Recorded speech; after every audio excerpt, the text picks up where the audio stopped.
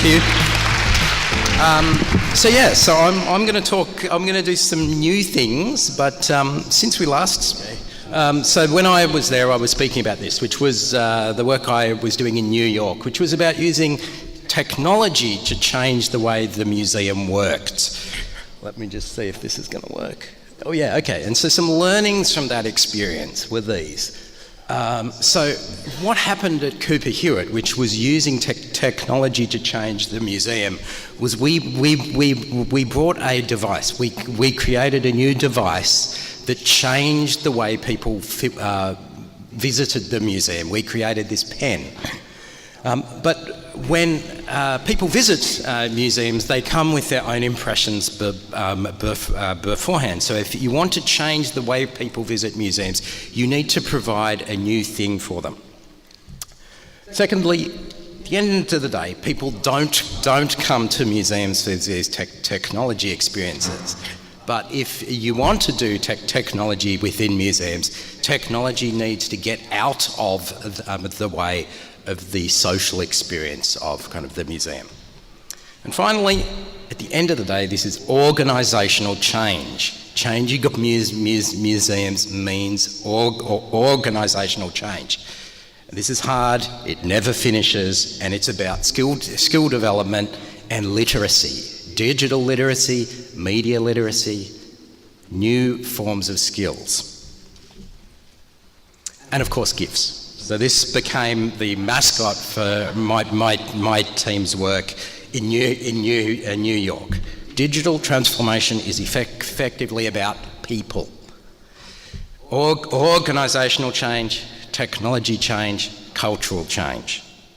So now I'm here in Melbourne.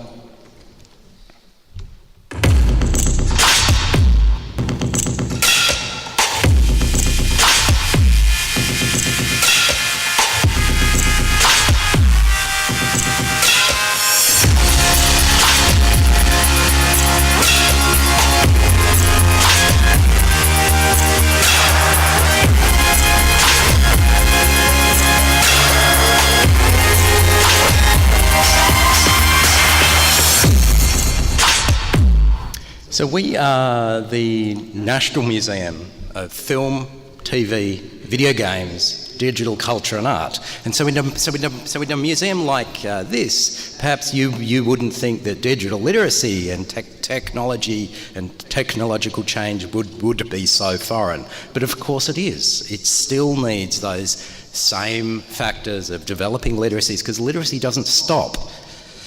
So we're this museum in the centre of Melbourne, a very social space, a very welcoming space, a large amount of visitors and a large amount of tourists. We make exhibitions that tour kind of the world. So this is our Game Master show made in 2012 that's been throughout Europe and now is in America. We made this show with DreamWorks in 2014 that's been in Korea, Singapore, and is now also now is in fact in Mexico City. We also make big art exhibitions. So this is Julian Roosevelt's work with Kate Blanchett called Manifesto, which was one of our commissions. So we commission large kind of scale contemporary media art as well. We also run cinemas. We have two very, very large cinemas. We host 21 festivals a year. We have permanent galleries that, again, like digital literacy, right? We're full of screens. When this gallery launched in 2009, it had 250 screens in it. It was crazy. And that is also the year that Australia gets these. So the visitors have more screens now in our galleries than we have screens. People come to play, people come to socialise. So what is kind of this museum? Well, this is a museum with 3 gallery spaces, 2 temporary gallery spaces and a permanent gallery space, 2 cinemas, 2 production studios. And we have a new director and a new mission, and our mission has changed. Our mission has changed from purely being about public to now being about the sector that creates this media as much as anything else. So We have new values that have come in with a new executive team that is about taking risks and experimentation and fostering a new way of working, which is very exciting. So, if we think about the core of the museum, the core of the museum is full of these things the staff and the networks the staff have. We know about stuff, right? And that stuff is things like editing, cinematography, gaming, the mechanics of gaming, fan cultures, and these are represented in this box. So we have this box of representation, which is bounded by the collections we have, the exhibitions we show. So this is very similar to other museum types.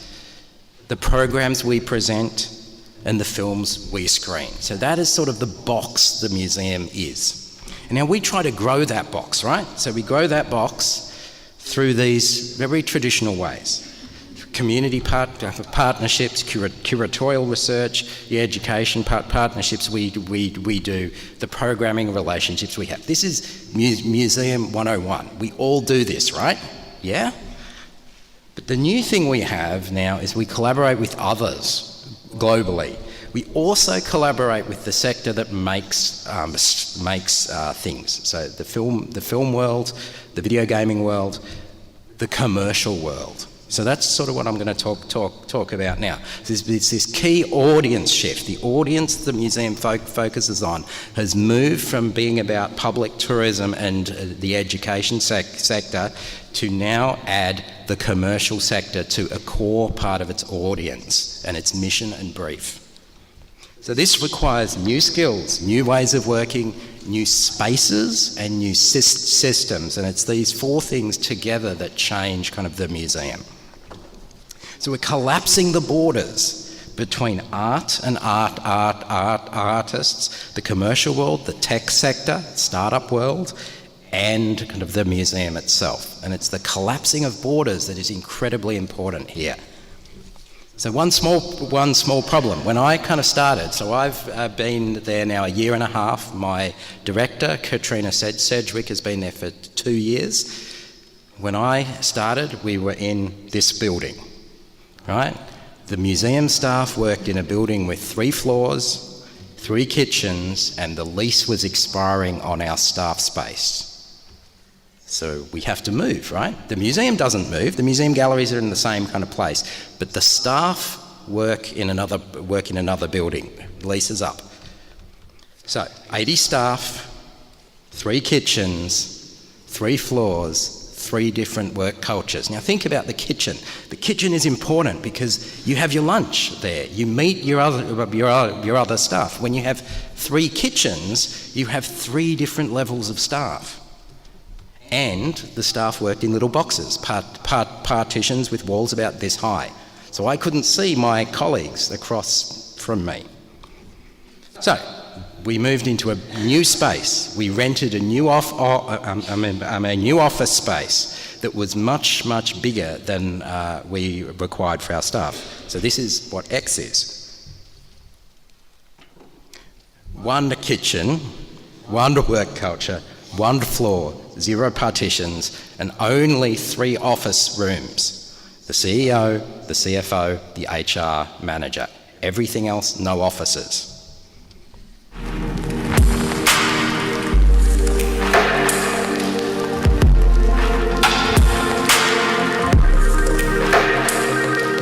ACMI-X is a bold new co-working space that sits alongside the staff of the Australian Centre for the Moving Image.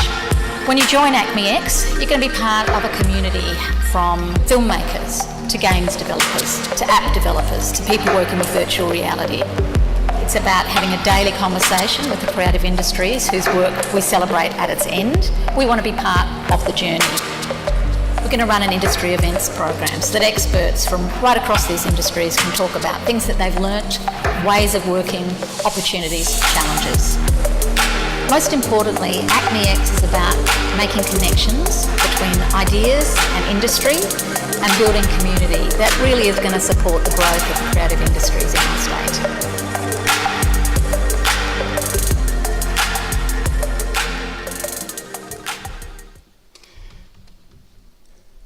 So now we have 80 kind of staff desks. We have the Film and Sound Archive, the NFSA, based in our building too. We have 48 co-working desks and 12 desks for university researchers to sit amongst the staff.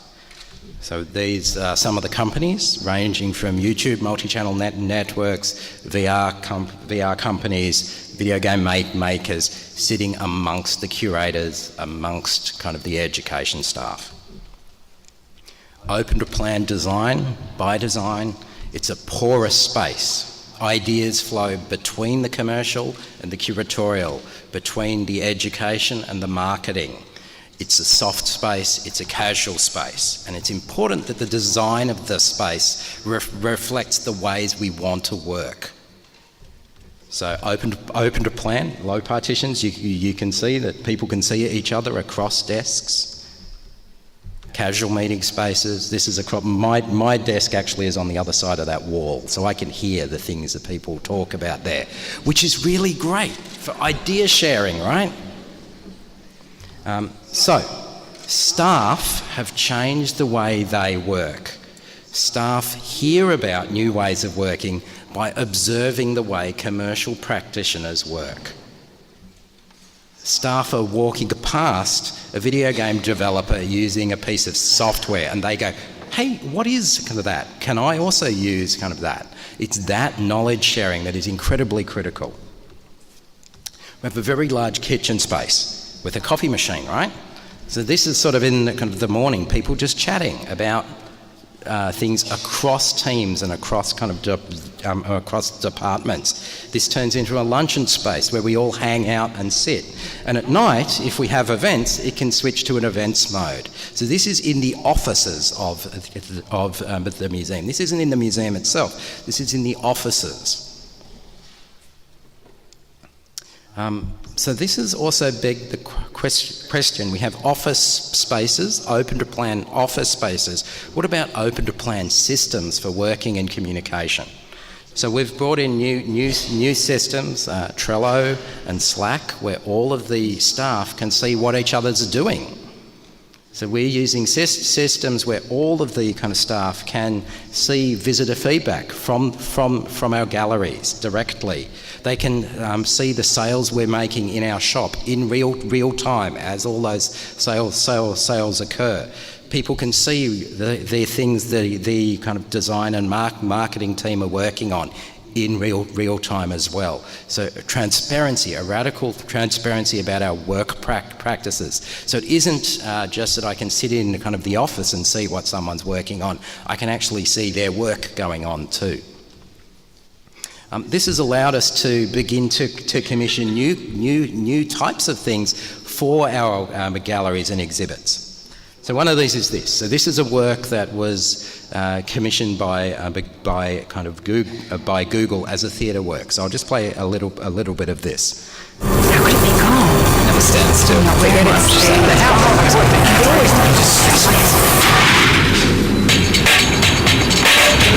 The central idea of the project that I think we all got really excited by was, what if, as an audience member, you had the ability to be able to read the thoughts of the performers that you would be watching? And that became a really compelling conceit for us. Relax your face. It's showing on your face. Your forehead is all screwed up. Relax your forehead. Just breathe. We put together a workshop to discuss ways in which we can produce a play that has digital at its core, but doesn't feel that it's led by a device or a screen. We were involved in the initial workshops with Sandpit and Google and worked over a few days to develop the concept. We all felt fairly passionate about creating something that was quite intimate, and that's where we've arrived at Ghost Toast and the Things Unsaid. I remember you very well. And now, it's time.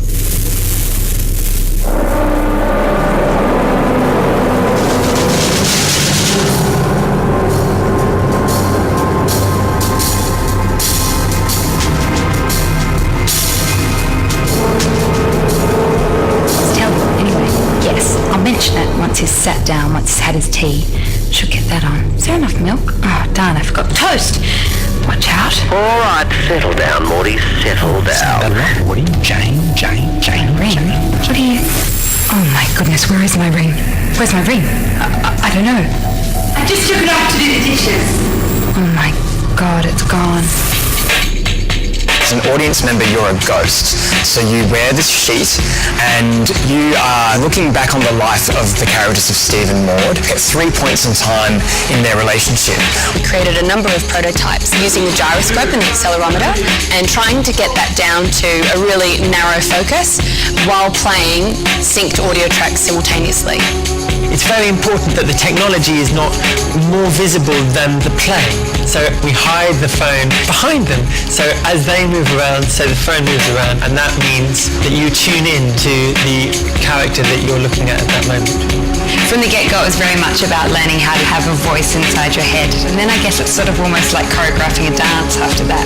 When you're doing a play and you have text, you play the subtext. So if something is going on in the character's head, you try and give an audience an inkling into what that might be. And in this piece, the audience is completely privy to the subtext. So, it's a whole other ballgame. I'm sorry. Where's that recipe for trifle? From the original book, not the new one. And it's been passed down. So that was a play that ran at a festival for about 2 weeks. And we came in and were like, well, look, that's ephemeral and disappearing. And we were doing a lot of work with VR. And so we commissioned it to be turned in kind of to this VR kind of production as a way of preserving the work. So the museum began this process of working with Sandpit and also with Grumpy Sailor. Sandpit is now based in our co-working space to take one of their performance works and turn it into a media work that preserved the original affordances and the original concept behind the work. So this is it running in our foyer space as a VR experience. So this has also led to new types of relationships and new collaborations between my organisation and others. So working here with students from RMIT, this is working with their graphic kind of a design degree. So this is a series of data visualizations that came out of having designers look at kind of the museum's collection. So this is a representation of gender within the art films within our collection. This is one looking at Japanese films in the museum's collection, and this is one looking at films about the sky and about the kind of universe. So having students come in and work with new ways of representing the shape of our collection. This has also begun to reposition the value of kind of the museum. So we're 80% government supported, much like other museums in Europe, Canada and the UK, and Australia, of course. And this shift from us being purely about generating tourism value or about public value in terms of education has begun to shift to us being seen as part of a driver of creative technology and creative media, and also about changing the economy of Melbourne and the economy of the state we're in, Victoria. So this has put us in a very different relationship with government support. We aren't just about arts and culture now, or tourism. We're about economic growth and economic development and new types of a new economic system. So, spatial kind of design encourages new ways of working. This is the summary piece. So spatial design is incredibly important. This doesn't work without changing the physical spaces you work in.